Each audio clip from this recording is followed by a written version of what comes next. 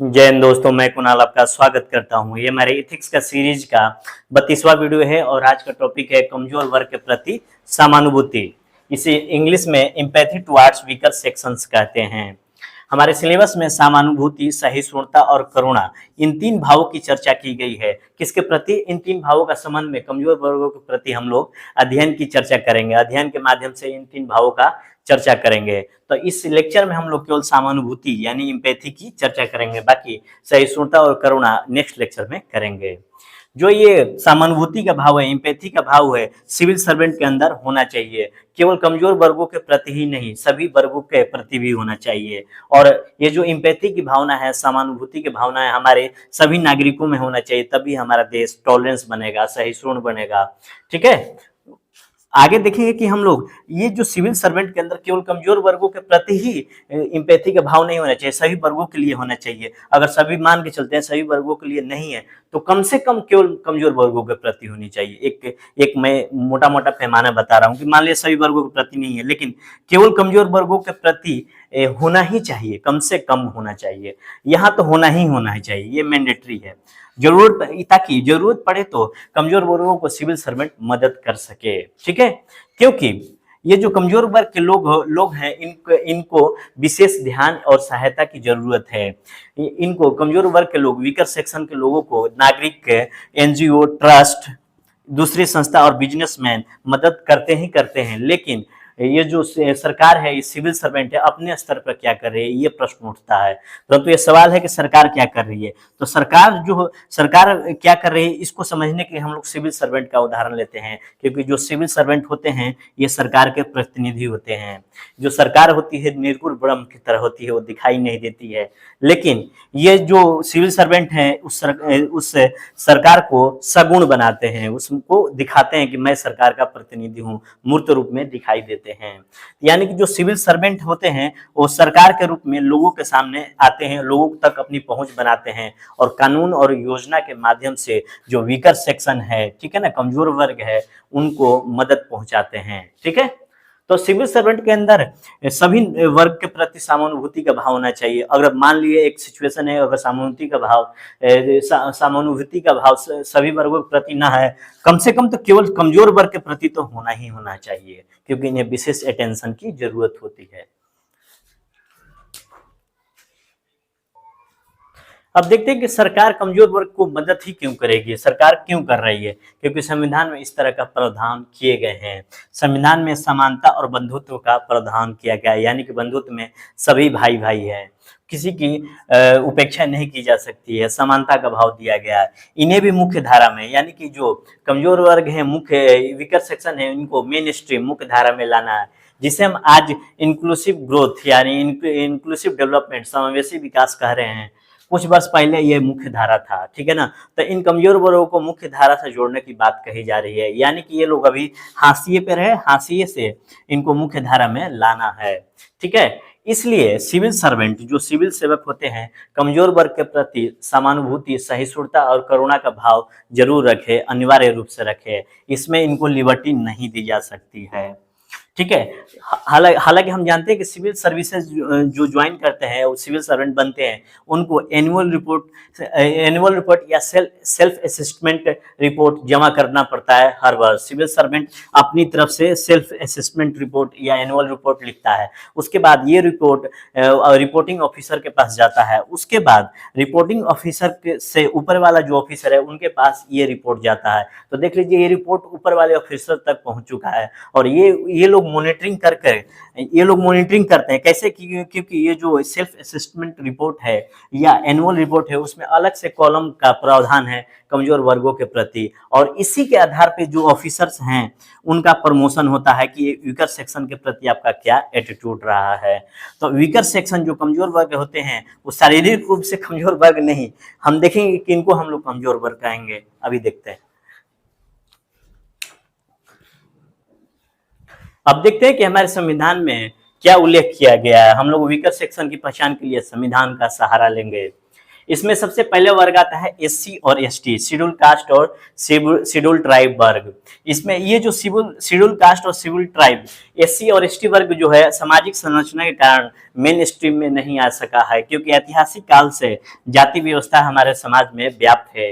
ये वर्ग मुख्य धारा से अलग है, इसलिए इनको विशेष प्रोटेक्शन की जरूरत होती है। उसके बाद आता है शैक्षणिक और सामाजिक रूप से पिछड़ा वर्ग, यानी कि educational and socially backward people, क्योंकि शिक्षा जो होती है विकास का मापक होता है, तो इनके लिए भी विशेष प्रावधान की बात कही गई है।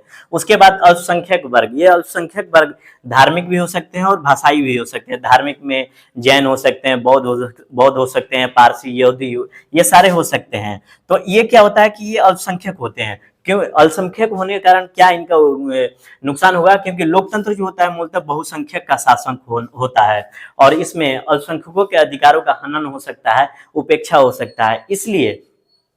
इसलिए इन्हें भी विशेष प्रोटेक्शन की जरूरत होती है, क्योंकि ये भी हमारे नागरिक है, इनका भी विकास हो, ये मुख्य धारा में आए, इसलिए इनको स्पेशल प्रोटेक्शन की जरूरत होती है। आगे हम देखते हैं कि महिलाएं, यहाँ पर हम लोग सभी महिलाओं की बात करेंगे कि समाज में व्यवहारिक रूप से बराबरी इनको नहीं दिया गया। भले ही संविधान में जो बराबरी की बात कही गई है, व्यवहारिक रूप से हमारे समाज में व्याप्त नहीं है। इस कारण से देखेंगे कि भारत में नहीं पूरे विश्व में वुमेन लिबरेशन मूवमेंट चलता है, WLM, ये आंदोलन चलता है 1960 के बाद। ये यूरोप से शुरुआत हुआ और पूरे विश्व में फैला हुआ है, जिसमें पुरुषों के अधिकार से स्वतंत्रता महिलाएं चाहती है। ठीक है, जो महिलाओं के ऊपर अनावश्यक रूप से पुरुष अधिकार कर रखे हैं, उनसे स्वतंत्रता चाहती है। ठीक है, तो सभी महिलाओं को इसमें शामिल किया गया है वीकर सेक्शन में। फिर उसके बाद बच्चे, इसमें सभी बच्चे इसमें भी शामिल हो जाते हैं। अनाथ, याचक, बाल श्रम, ये सभी, और इसके अलावा भी जो भी बच्चे बच जाते हैं, इन्हें भी स्पेशल प्रोटेक्शन की जरूरत होती है, क्योंकि ये अपने माँ बाप या जिनके पास माँ बाप नहीं है उनके अंडर में ये रहते हैं, ना इनके पास यूनियन है, ना ही वोट देने का अधिकार है, तो इन्हें भी स्पेशल प्रोटेक्शन की जरूरत होती है। उसके बाद बूढ़े व्यक्ति, इन्हें विशेष सहायता की जरूरत होती है। ओल्ड पीपल, मेल हो चाहे फीमेल हो, ये शारीरिक रूप से आसक्त हो जाते हैं और आर्थिक रूप से अगर मान लिया सक्षम है तो इन्हें वृद्धा पेंशन की जरूरत नहीं है। अगर सक्षम नहीं है आर्थिक रूप से तो इन्हें सरकार वृद्धा पेंशन की व्यवस्था कर रखी है। इनको कानून बना रखा है कि बच्चे अपने पास रखें, अगर इनको बच्चे पास नहीं रखते हैं तो इनको कुछ कानूनी प्रावधान दिया जाएगा। ठीक है, ओल्ड एज होम बहुत सारे बनाए गए हैं, उनको वहां पर बहुत सारे वृद्ध वहां जाते हैं और वहां पर अपना बुढ़ापा को एंजॉय करते हैं। ठीक है, एंजॉय क्या करेंगे, बट वो लोग इकट्ठा मजबूरी में तो होकर अपना एज को एंजॉय करते हैं, यही कर सकते हैं। इसके अलावा शारीरिक रूप से विकलांग, जिसे हम आज दिव्यांग कहते हैं, जो शरीर से सक्षम नहीं है, दिव्यांग हैंडीकैप्ड है, जिन्हें शारीरिक अपंगता है, उनके लिए भी सरकार विशेष प्रावधान करती है। उनके लिए अलग से हॉस्पिटल, पेंशन, मनोरंजन और यातायात की व्यवस्था की है। इसके अलावा अप्राकृतिक स्थिति की बात करें तो समलैंगिक, होमोसेक्सुअल, द्विलैंगिक, बाइसेक्सुअल और ट्रांसजेंडर, ये भी अपने अधिकारों की मांग कर रहे हैं। इन्हें भी विशेष प्रावधान की जरूरत है, क्योंकि इन्हें भी समाज के द्वारा उपेक्षा की जाती है। हालांकि इन्हें विशेष प्रावधान उतना नहीं दिया गया, लेकिन ये भी मांग उठ रहा है। ठीक है, तो ये रहे अपने वीकर सेक्शन। अब देखते हैं कि सिविल सर्वेंट जो होते हैं, इन सिविल सर्वेंट को जो कमजोर वर्ग होते हैं, वीकर सेक्शन होते हैं, उनके प्रति सहानुभूति, सहिष्णुता और करुणा का भाव होना ही होना चाहिए। अब समझते हैं समानुभूति क्या होता है, इम्पैथी क्या होता है। सहानुभूति को आम बोलचाल भाषा में हम लोग संवेदना कह देते हैं। यानी कि समानुभूति में दो शब्द है, समान और अनुभूति। यानी कि किसके समान, तो समान में दो लोग आएंगे तब ना तुलना होगा। यानी कि दूसरे के समान सेम दुख का अनुभव कर रहे हैं, सुख का अनुभव कर रहे हैं। यानी कि एक दुखी व्यक्ति है और बीमार है, सिविल सर्वेंट के पास आता है दुखी व्यक्ति, या डॉक्टर के पास बीमार व्यक्ति जाता है, तो डॉक्टर क्या है ना, बीमार को उसके दर्द को समझता है, उसकी पीड़ा को समझता है, उस बीमारी को समझता है। और जो एक सिविल सर्वेंट है, इस व्यक्ति के दुख को समझता है उसके स्तर पर। यानी कि दुखी व्यक्ति भूख से मान लिया व्याकुल है और छटपटा रहा है, ठीक है, तो सिविल सर्वेंट भी उसी तरह का अनुभव करेगा, क्योंकि भूख लगने पर इनकी छटपटाहट आती है, इतना पेट जलता है, इतना दिमाग खराब हो जाता है, शरीर पूरी तरह से जलने लगता है। इस अनुभूति को जीवन में कभी भी भूखा व्यक्ति कभी सिविल सर्वेंट रहा होगा भूखा, तो इस लेवल तक का दर्द को समझेगा। और कभी उसके सिविल सर्वेंट के पास कभी भी भूखा व्यक्ति आता है तो भूखा व्यक्ति को वो अपने पास से वो भोजन कराता है और मदद करने के लिए लिए तैयार हो जाता है। सिविल सर्वेंट भूख की व्यवस्था करता है, पहले तुरंत भोजन कराएगा, उसके बाद उसके जीवन भर की भोजन की व्यवस्था करने का प्रयास करेगा, देखिएगा कि सरकार की व्यवस्था क्या है, उसके अनुसार वो उसका भोजन की व्यवस्था कराने का प्रयास करेगा। तो ये समानुभूति का स्तर होता है, यानी कि उसके भूख के, उसके दर्द को समझ रहा है। वहीं डॉक्टर भी उसकी बीमारी को अपने वो उसके बीमारी को, उसके स्तर को समझेगा, बीमारी के दर्द को समझेगा, तो मरीज का अच्छे से ये इलाज करा पाएगा, ठीक है ना। तो यानी कि क्या होगा कि ये जो समानुभूति होता है उसके स्तर पर, दुख के, सुख के, ठीक है ना, उसके स्तर पर समझना ही समानुभूति होता है। यानी कि वो जैसा अनुभूति है आप भी उसी तरह का अनुभूत कर रहे हैं, यानी कि जैसा माने कि रोगी है उस तरह का अनुभव, रोगी जिस तरह का अनुभव कर रहा है उसी तरह का डॉक्टर अनुभव करने लगे। भूखा व्यक्ति अगर है और उसके भूख का स्तर को सिविल सर्वेंट अनुभव करने लगे तो वो समानुभूति होता है। यानी कि वो जैसा अनुभूति कर रहा है आप भी वैसा ही अनुभूति करने लगेंगे तो वो समानुभूति कहलाता है। समानुभूति में स्व और पर, स्व होता है अपना, पर मतलब दूसरा, तो अपने और पर का भेद मिट जाता है। यानी कि समानुभूति एक ऐसी स्थिति है जब स्व और पर का भेद खत्म हो जाता है, स्व में पर समा जाता है। यानी कि जैसे कि दूध और पानी एक दूसरे में मिलते हैं तो समा जाते हैं, उसी तरह स्व और पर जो होता है वो खत्म हो जाता है। ये समानुभूति की स्थिति होती है, यानी कि दूसरे के दुख को उसके स्तर पर समझना समानुभूति होता है, चाहे सुख को, दुख को, चाहे जो भी भावनाएं हैं उसके स्तर पर समझना ही समानुभूति होता है।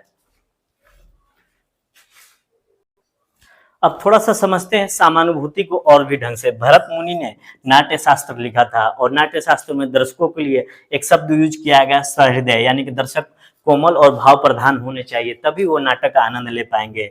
दर्शक अगर दर्शक दीर्घा में बैठा हुआ और स्टेज पर जो एक्टर हैं, वो चरित्र हैं, वो प्रेम कर रहे हैं, बिछोभ कर रहे हैं या खुश हो रहे हैं, तो हीरो हीरोइन जो ये अनुभूति जो महसूस कर रहे हैं वही दर्शक महसूस करने लगे तो जो दर्शक हो गए वो सहृदय कहलाएंगे और नाटक का आनंद लेंगे। और जो हीरो हीरोइन है उनके एक्टिंग का पैमाना यही होता है कि दर्शकों को वो अनुभूति करा दे जो स्वयं अनुभूति कर रहे हैं। यानी कि अगर लेखक है तो पाठक को चरित्र को आपके तक पहुंचा दे, यानी कि सहानुभूति के स्तर पे नहीं समानुभूति के स्तर तक पहुंचा दे। ये होता है समानुभूति का एक अलग नजरिया। यानी कि जैसे कि और एग्जांपल लेते हैं, जैसे दिलीप साहब है, दिलीप साहब देवदास मूवी कर रहे थे और देवदास मूवी खत्म होने के बाद भी दिलीप कुमार जो हमारे हैं, जिसे यूसुफ खान भी कहते हैं, वो देवदास के कैरेक्टर में बने रहे और वो मानसिक रोगी भी हो गए थे, इसलिए उनको साइकोलॉजिकल थेरेपी भी लेना पड़ा था, मानसिक रोग का इलाज भी कराना पड़ा था, तब वो देवदास के कैरेक्टर से बाहर आए थे। तो देख लीजिए ये कितने उस कैरेक्टर में घुस गए थे। और वहीं पर अपने अमिताभ बच्चन हैं, इन अमिताभ बच्चन के फिल्मों में कितनी बार इनकी माँ मर चुकी है और ये कह रहे थे कि मेरी फिल्मों में माँ इतनी बार मर चुकी है, मैं उस संवेदना को उस स्तर तक महसूस कर लिया हूँ कि अगर मेरी माँ मरे तो मैं शायद रो ना पाऊँ, इस तरह का उन्होंने कैरेक्टर निभा चुके हैं। ठीक है, तो यही बात सिविल सर्वेंट पर लागू होता है समानुभूति पर, कि अगर कोई दुखी आ रहा है तो उसके दुख को उसके लेवल तक समझे तब उसको मदद कर पाएगा। डॉक्टर अगर मरीज के पास जा रहा है और डॉक्टर उसके तकलीफ को समझ रहा है तो उसको संवेदना के भाव से उसका इलाज करेगा, बढ़िया ढंग से इलाज करेगा। तो ये होता है समानुभूति का भाव। समानुभूति को अन्य शब्दों से परानुभूति और तदनुभूति के नाम से भी जाना जाता है। परानुभूति और तदनुभूति। परानुभूति में तो परा मतलब दूसरे की अनुभूति, तदा मतलब उसके जैसा, यानी कि ये भी समानुभूति का भाव, समानुभूति के कह सकेंगे कि यही शब्द ये पर्यायवाची भी कह सकते हैं। अगर ये शब्द आते हैं परानुभूति तदानुभूति तो आप लोग समानुभूति ही समझे, यानी कि उसके जैसा महसूस करना, दूसरे के जैसा महसूस करना ही समानुभूति होता है। एक सब होता है सहानुभूति, जिसे हम लोग सिंपैथी कहते हैं, इसमें सह प्लस अनुभूति होता है। ये केवल अभिव्यक्ति है, संवेदना केवल व्यक्त किया जाता है। कोई अगर मर गया तो आपके घर वो जाकर संवेदना व्यक्त करता है, आपके अपने दुख को व्यक्त करता है, केवल कहने भर मात्र होता है। लेकिन जो समानुभूति होता है, अभिव्यक्ति के साथ साथ अनुभूति, मदद करने का भाव होता है, एक्शन लेने का भाव होता है, कदम उठाता है। और ये जो समानुभूति होता है, इम्पैथी होता है, वो तार्किक रूप से होता है कि विचारता है कि नहीं इसको दुख है और उसके स्तर को समझता है, अपनी भावनाओं के स्तर पर उसके दुख को समझता है, उसके जैसा अनुभव करने लगता है और आगे बढ़कर कदम उठाता है, आपकी मदद करता है और आपकी तकलीफ से बाहर निकालने का प्रयास करता है। तो सिविल सर्वेंट में समानुभूति का भाव होना चाहिए, इम्पैथी का भाव होना चाहिए। आगे देखते हैं। अब थोड़ा देखते हैं कि यदि आप किसी घटना के साक्षी हैं तो उसको सामानुभूति के स्तर पे आप समझ सकते हैं, आप खुद महसूस इस चीज को कर सकते हैं। किसी का पैर टूटा है तो सामने वाला व्यक्ति अगर लंगड़ा है या मतलब सॉरी वो दिव्यांग है या उसका भी पैर टूटा हुआ तो उसके दर्द को आप समझ सकते हैं, क्योंकि आप खुद उस स्थिति से गुजर चुके हैं, खुद महसूस कर चुके हैं। तो सामानुभूति के स्तर पे उस चीज को समझ पाएंगे यदि आप किसी घटना के साक्षी है। जैसे कि तुलसीदास कहते हैं कि जाके पाँव न फाटी बेवाई, वो क्या जाने पीर पर आई। जिसका पैर फटा ही नहीं, एड़ी फटी ही नहीं, दूसरे के दर्द को क्या समझेगा। कुछ लोग संवेदना के स्तर पर इतने गहरे होते हैं कि वो अगर मान लिया कोई कलाकार है या रचनाकार है तो अपने पात्र को बहुत अच्छे से महसूस करने लगता है। जैसे कि एक इंग्लिश का नोवेल लिखने वाले राइटर हैं, वो अपने पात्र को जहर दे रहे थे तो वो जहर देते वक्त वो यानी कि लिखते वक्त वो खुद महसूस कर रहे थे कि उस जहर का थोड़ा बहुत मात्रा उनके अंदर आ गया है। तो ये देख लीजिए कि संवेदना के स्तर पर कितने गहरे व्यक्ति हैं। तो ये होता है समानुभूति के स्तर पर समझना।